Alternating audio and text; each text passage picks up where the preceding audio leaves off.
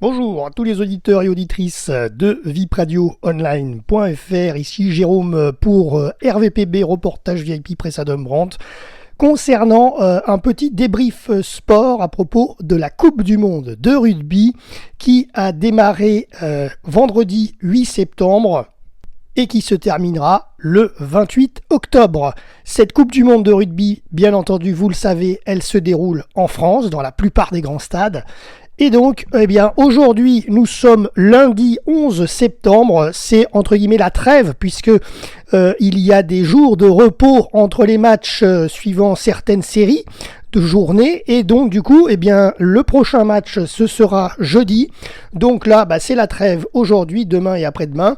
Donc on fait un petit point débrief, voilà, concernant les résultats, les classements et ce qui s'est donc passé durant ces deux premières journées de cette Coupe du Monde 2023. Alors déjà, elle est découpée en 4 poules, cette compétition, cette Coupe du Monde. Donc la poule A, la poule B, la poule C et la poule D. Donc deux premières journées ont été jouées. Match d'ouverture, bien entendu, vous n'avez pas pu passer à côté, je suppose, surtout si vous nous écoutez dans ce podcast radio, mais c'est la France face à la Nouvelle-Zélande. Voilà, victoire française pour les Bleus 27-13 face aux All Blacks. On a donc très bien fonctionné dans ce premier match. Nous sommes bien rentrés dans la compétition. Ensuite, le 9 septembre, dans la poule A, l'Italie face à la Namibie, c'était une victoire samedi soir de l'Italie, 52-8. Ensuite, poule B, c'était le 9 septembre, Irlande-Roumanie, victoire de l'Irlande, large victoire.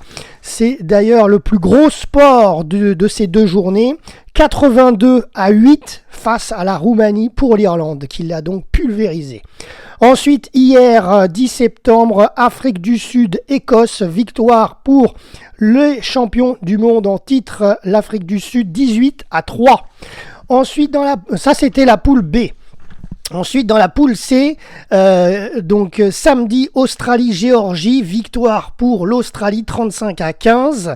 Ensuite, hier, 10 septembre, Pays de Galles, Fidji, victoire pour le Pays de Galles 32-26.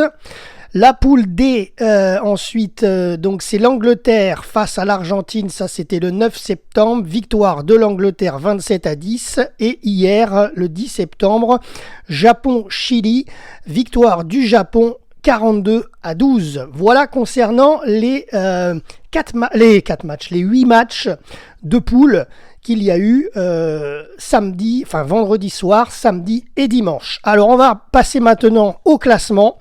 Donc la France est dans le groupe A. Voici donc le classement de ce groupe A à l'issue de cette deuxième journée. Alors l'Italie est repassée grâce à sa victoire, grâce à sa victoire face à la Namibie, est passée devant les Bleus. Puisqu'ils ont gagné 52-8 et nous les Bleus ont gagné 27-13, donc ils ont plus de points les Italiens. Donc les Italiens sont en tête du groupe A avec 5 points, la France est deuxième avec 4 points, l'Uruguay troisième, la Nouvelle-Zélande quatrième et la Namibie cinquième. Voilà. On passe à la poule B. Poule B, premier du classement l'Irlande avec 5 points, deuxième l'Afrique du Sud avec 4 points, troisième les Tonga, quatrième l'Écosse et cinquième la Roumanie.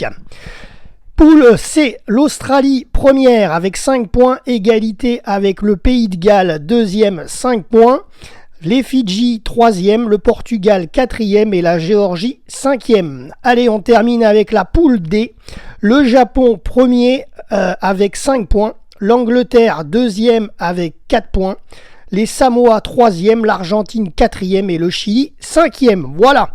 Et donc, comme je vous le disais, c'est la trêve. Reprise des prochains matchs, ce sera précisément le nôtre, celui des Bleus. France-Uruguay, le jeudi 14 septembre à 21h au stade Pierre-Mauroy à Lille. Et bien entendu, notre équipe média RVPB sera au rendez-vous. On vous fera un débrief complet sur ce prochain match des Bleus de l'équipe de France de rugby. Voilà, c'est tout, c'était Jérôme pour RVPB, vipradioonline.fr. À très bientôt.